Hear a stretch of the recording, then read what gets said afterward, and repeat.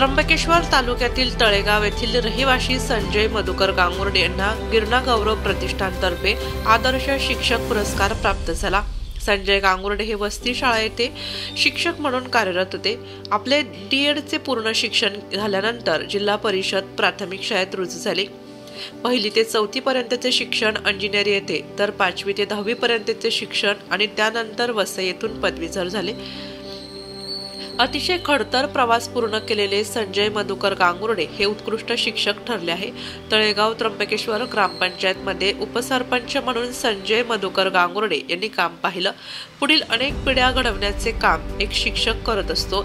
तसेच विद्यार्थ्यांच्या ज्ञानामध्ये वाढ करून त्यांचे जीवन घडवणारा असावा आणि असेच एक शिक्षक म्हणजे संजय गांगुर्डे।